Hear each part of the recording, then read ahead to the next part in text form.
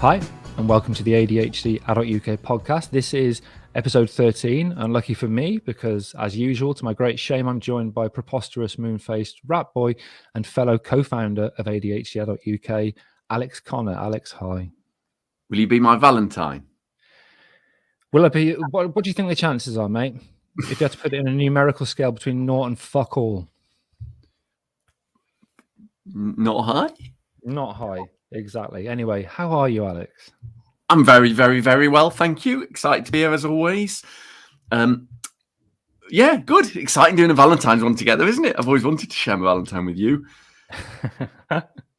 Funnily enough, I have been sent a card, James, from not from your parents this time, from Sam in. I've forgotten where you and Sam live. I say letter. It's a Valentine's Day card. Thanks, Sam. So I know that's not true because Sam doesn't buy Valentine's Day cards. Yeah, she says, having been married to her for far too You're long. right. She just sent me a photo. She just didn't send them. She sent you a photo. She just didn't send them to me. We have had a real letter though. Can I read it out? Oh, good. Please. I'm not saying who it's from because the name's quite idiosyncratic and might be able to be identified. So I'm going to write this. I've been listening to your podcasts today, and it's like I've just had a weight lifted off my shoulders from having report cards at school saying easily distracted and distracts others, to losing things all the time, being unable to concentrate on one task. I felt like I wasn't like everyone else for years. So thank you. You know you are. I really appreciate the emails. We both do. Yeah, we do. That's brilliant. Great. So, as usual, our podcasts are fucking tragedy in 3 parts. We choose a theme because it's Valentine's. The theme for this episode is relationships. This follows on from our last episode on getting shit done. The 2 things are slightly related in some cases. So we're going to talk about Valentine's, schmalentines, relationships in general, and the tricky subject of how to maintain a healthy relationship. Those 3 parts, as usual, start with evidence-based psychoeducation, what we know about relationships in adult ADHD couples, some personal reflections, which is going to be very painful for me. And then the third and final bit will give you some tips or some advice that's been proven to work or that we find works. So, Alex, you've met Mrs. ADHD, Sam, we all have now. Why would I want a healthy relationship with it? What might that look like? And is it possible to change it for a better model?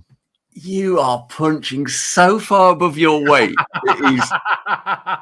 I genuinely think you must have some incriminating evidence on Sam.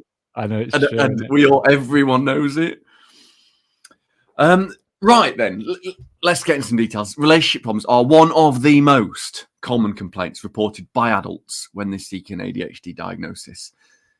Decades of research into ADHD and relationships identified so many relationship issues. And I'm going to need a deep breath to read these out. Are you ready? If you get bored with lists, just hum to yourself. Disorganization, listening skills, poor decision-making, impulse spending, low intimacy, inability to finish tasks, mood issues. All of these are problematic.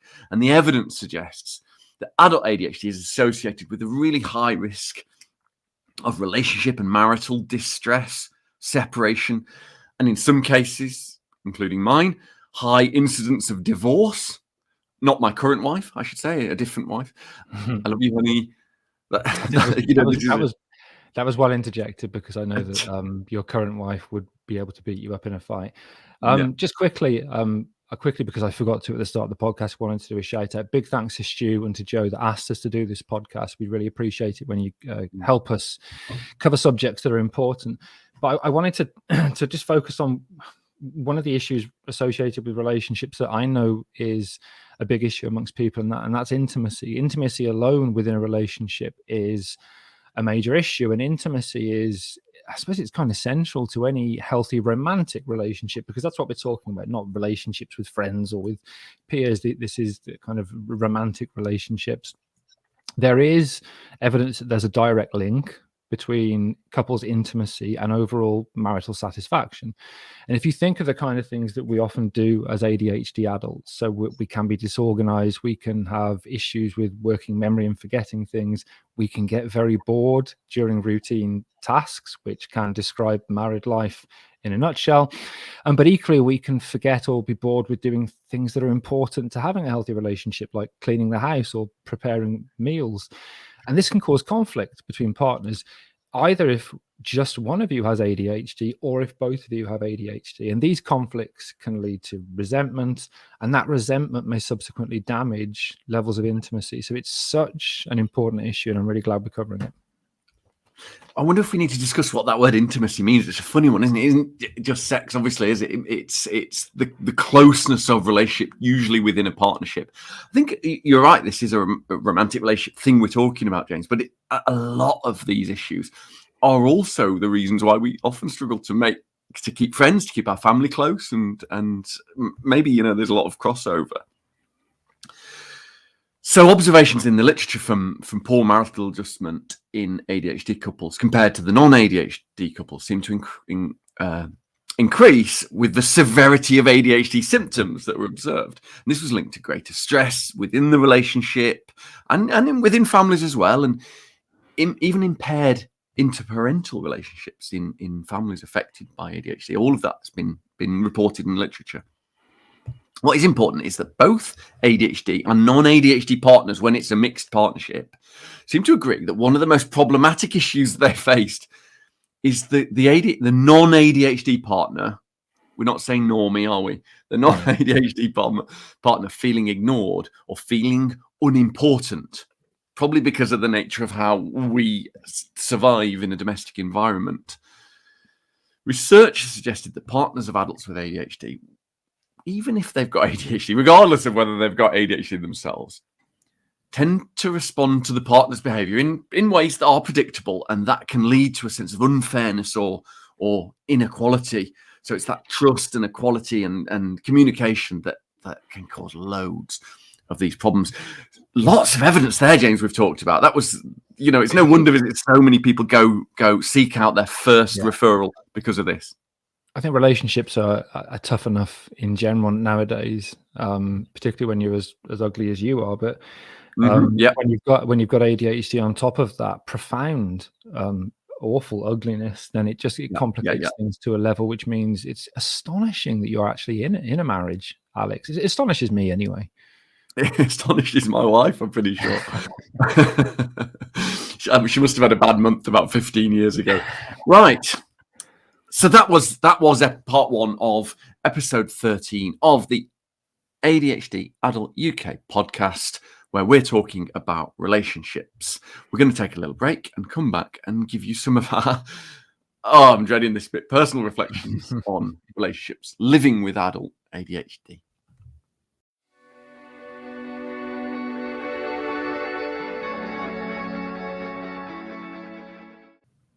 Welcome back to episode 13 of our ADHD Adult UK podcast. If you want to get in touch, you can go to ADHD Adult UK on Twitter or Instagram, or go to our website and say hello or give us feedback or ideas. This is part 2. We're talking about relationships because it's Valentine's week, isn't it? This is the bit where we talk about our personal reflections. Normally, this is easy. Today, I've got a feeling, James, that this won't be so tricky because we've got histories. Yeah. Can you start? I need to build up to this. James, give us some personal reflections on relationships with that. If there's ever such a thing as a hospital pass in a podcast, Al, that's it. You've literally just set me up to either be divorced or, when Mrs. ADHD leaves me, never be able to get a partner again. If she was going to divorce you, mate, she would have done it years ago. Yes, that's very true. That's very true. Oh, God, where'd you start? So I was single for 10 years. I know that's easy to understand when you see my face, but I was single for 10 years, largely because I was so afraid of rejection and so unable to notice if anybody was interested in me that I just wouldn't assume that they was. So for what would have been the best years of my life for most people, my 20s, didn't have a relationship at all. And it was much later on that I finally, developed enough to start having relationships. Then when Mrs. ADHD and I first got together, and after I dumped her 3 times for various non-ADHD related reasons, but I still have a lot of guilt and shame over that. But when we finally established that we were going to be a thing, looking back at the start of the relationship, there were behaviors and things that I did which I'm ashamed of, risky behavior, inappropriate behavior, which could have ended a relationship quite easily if we weren't able to talk about things objectively. There were then years, and I mean years, of thinking, well, clearly I'm not enough because she's always on her phone. And that then leading to feelings, and this again, so Mrs. ADHD, for those that aren't aware, probably or almost certainly has ADHD and is awaiting her official diagnosis. And for years I just thought, why is she on her phone? Why isn't she talking to me? And that caused lots of resentment and lots of guilt. And equally, I would walk into a room and say to Mrs. ADHD, ask her a question like, what are we having for tea tonight? And halfway through her answer, start looking at my phone and walk out without even listening to a word she said. And she would think, well, I'm clearly not, he's clearly not interested in me. If he can't even wait for me to answer the question he's just asked and he walks out the room, I'm fucking amazed we're still together, because that was years of that happening on a daily basis. Now we are both aware of our ADHD. The fucking weight off my shoulders, and to a lesser extent Sam's, because she's still with me, is huge. To be able to just allow her to be on her phone sometimes, because that's where she gets reward, is massive. But at the time, it was relationship threatening. We had a lot of good chats about our behavior, not knowing that we had ADHD, which I think, because we're calm individuals, didn't turn into blazing rows. On top of that, secret debt. So not telling each other about the amount we were spending, which then leads to the types of issues which can cause massive marital problems. I've got intimacy issues, I'll be honest. I struggle with sexual intimacy. Try and make a joke now, Alex, because you'll look bad if you do. And that can obviously have an impact in any relationship, and it's something that is very commonly reported in adults with ADHD. And then most recently, since we set up this organization, and I blame you solely for this, I often hyper focus on this, what we do for ADHD Adult UK, to the detriment of noticing what is going on with Mrs. ADHD. So if she's in a bad place mentally, I know exactly. If she's in a bad place mentally, if she's upset, or if she's even talking to me, I won't be listening, because I'll be writing an Instagram post, editing a podcast, or doing something else which is giving me lots of reward. And it's only later that I think, oh, for fuck's sake, James, come on, pay some attention to her. And that is probably about 5% of the relationship issues that I've had and still have. And it is astonishing, I think, that I'm still married and I'm not single, because I'm not very good at relationships. That sentence would also work if you took out the bit at relationships. Very true. I'm not very good. Good. Just not very good. Do you remember Tom being on last week talking about, or it wasn't last week, it was a few weeks ago, talking about when he was on a date and he really liked the person, really interested in what they were going to say. And while they were speaking, just stopped listening. Yeah. And that is a disorder. That's where this isn't healthy. Yeah. That's loads in there, James. I want to make jokes, especially about your sexual performance, but I can't, because. Can I quickly add something on sexual performance? And this is definitely not based on me. It's based on me having conversations with your wife. Obviously, sex is very important to intimacy, and actually, it's interesting that couples with ADHD have reported sex is often too rough, too fast, and painful, and often lacking foreplay. And that's a common thing, because routine can be boring, and therefore you just go for it, don't you? And because of poor communication, it means that sex can become a problem. If you add that to intimacy issues, it means that couples can have significant issues with that most intimate aspect of their relationship, of coitus, Alex. Crikey. Yeah, it's weird talking about it, isn't it? But it's when I think back to relationships that weren't working and the riskiness, even within I really like my relationship. It's just ace, genuinely ace. But there are three elements of it that are disruptive to having a healthy relationship when you have adult ADHD. And for me, because I notice yours are slightly different from mine. My three are these: they're fear of rejection, RSD, classic rejection sensitivity, to the point where I sabotage. They're inappropriate emotional reactions to things. Something the house burns down, I'm fine. Can't find the potatoes. Titanic's crashing. It's ridiculous. and domestic anxiety, even though I'm safe and happy, a couple of 3 hours spread out where I don't have anything to do, they made me take those drugs, James. It was nothing to do with me. I wasn't even quite full. So fear of rejection and inappropriate emotions and domestic anxiety have led to me sabotaging relationships throughout. Here's a phrase I didn't think I'd be saying on a podcast that reaches thousands of people. 10. I still burn with the humiliation of a medical professional telling me I was in the category of multiple children from more than one partner. Is it? Check. Wrote a note on a paper. Fucking ouch. I bet. Wow. I know. Again, you're just rubbing your fertility in my face as a childless man, aren't you? Apparently. I've since learned this is something that they often look for. He said it out loud, which hurt. A brilliant ADHD scientist I've worked and published with called Professor Yannis Tomei once, it's written Thome, Thome, but Tomei. He once joked to me that ADHD might actually be an evolutionary advantage because of this. And to be honest, I'll take any advantage at this point. So I felt pretty much all the things we've talked about. I've reacted so poorly, inappropriate emotional reaction many times. And I've been accused of being afraid of commitment many, many times by previous partners. My current relationship is perfect, except for my repeated attempts to sabotage everything. We genuinely laugh together at the fact that I imagine how she will definitely reject me or tell me off for something I'm about to say or do, despite the fact that she never has in 15 years. So I get angry straight away in advance of a thing that isn't going to happen. I'm starting to think, James, this ADHD thing's a disorder. I think it could be. It helps that my partner wife is pretty blooming forgetful too. I think that in itself is kind of a separate podcast, because we've not specified about relationships where one or both have ADHD, but there are obviously implications which are different if both have ADHD or if just one has ADHD, if you've got kids, if you haven't got kids, and we will cover some of these subjects in future podcasts. But thanks for sharing that, Alex. Again, I was desperate to try and. It's weird. This is a subject where I can't really have a dig, can I?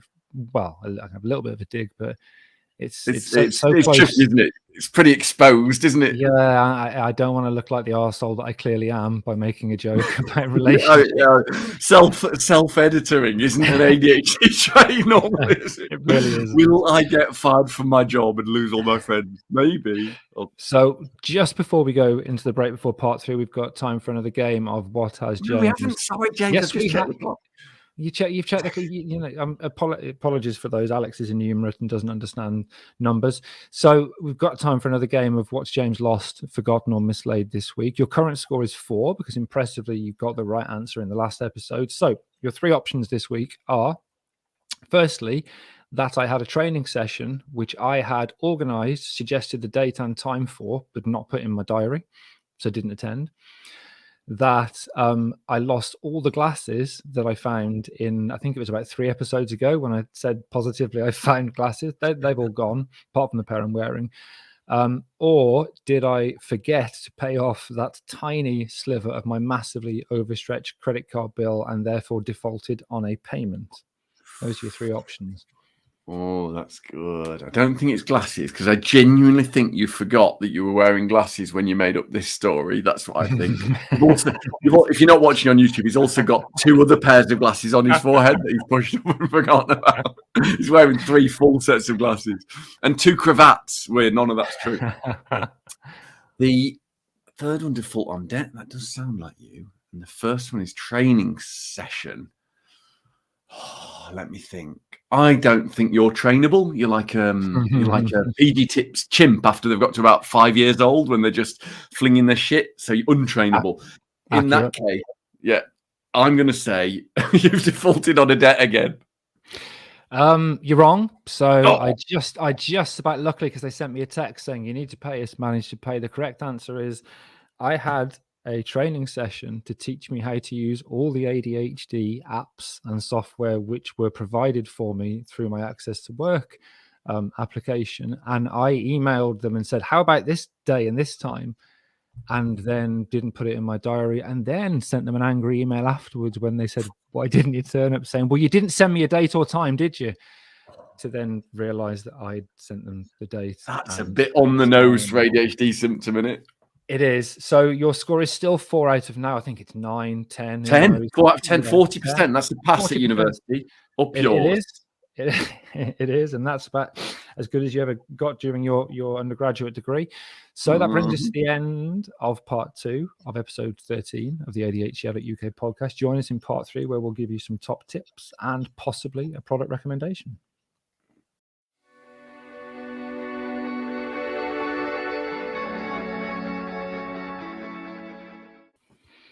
Hello, welcome back to part 3 of episode 13 of our ADHD Adult UK podcast. We're talking, because it's Valentine's week, about relationships. We've done some psychoeducation and we've talked about some personal reflections. Last bit, we like to give tips that we haven't got tips because we're useless at it, but at relationships. But we have been given loads of tips and we know what other people have done that helps. So we're going to share those for the last bit. James, what are your tips for maintaining healthy relationships? You've been given lots of tips. Yeah. So in any relationship, whether ADHD is present or not, communication is really important. But I think in a relationship where one or both partners has ADHD, communication is so important. When I speak to people that I coach about relationship issues, it's often that overreaction and emotional dysregulation and very, very quick escalation into a full-blown row that's a problem. And therefore, one of the things that's really useful is to almost learn a language, or to have some keywords which you can use, which your partner can then decode as being, I can't deal with this now, or I'm struggling a bit, or this is an ADHD thing, and therefore they won't potentially escalate it into an argument. And I'm going to give you an example of something that has worked successfully for me and Mrs. ADHD. So Mrs. ADHD is one of those ADHD adults who really cannot do two things at once. So she can't, for example, if she's working on an email or writing a document, even receive a drink that I've lovingly made her and brought up. And what that means is that in the past, I would do that. So I'd maybe bring her a drink or something to eat, and I would basically get a round of fucks. So I would just get this exasperated, angry, what? And then I would feel awful and be like, well, I've just brought you a drink, for fuck's sake. It's a nice thing to do. And then that would cause me, because I'm a grown-up, to go and sulk for 4 hours and not speak to her. And then her to get upset because I'm sulking. And then eventually, several hours later, we would resolve it. But we worked out that if she just says 2 secs, when I do something like that, that triggers in me, yeah, she can't cope with two things at once. I just put the drink down and I walk away. I don't feel rejected. I don't feel that anger that she's not happy that I bought a drink. And I understand actually that this is something she can't deal with. So actually learning to communicate using neutral language that you can understand can help avoid things escalating into the kind of arguments which repeatedly, if they happen, can end to the end of a relationship. What about you, Alex? What are your tips? Did you say I get a round of fucks? Yeah, a proper round of fucks. Yeah. Brilliant expression I've never heard before. That's really good. Top tip, talk. I know that sounds stupid. Even if it's hard conversation, talk, but self-reflect. That's the best thing I've learned. And what I mean by that is think in advance. What did I do in that and why? And self-reflecting conversation, as in, I feel like, not you make me feel. I do this, not you do that. It doesn't work. No, I don't like being told what I do, even if you're right, because I haven't agreed to that. It doesn't work. It makes me just freaking furious. So so turning it inwards when having that conversation about how you feel. And look for symptoms. I can't stress this enough. I think, James, I've gaslit people. I've been in relationships my entire fucking life. And realizing that is so humiliating, so shameful. And I think the reason is I didn't realize I wasn't neurotypical. So I thought it was reasonable what I was asking and how I was reacting emotionally.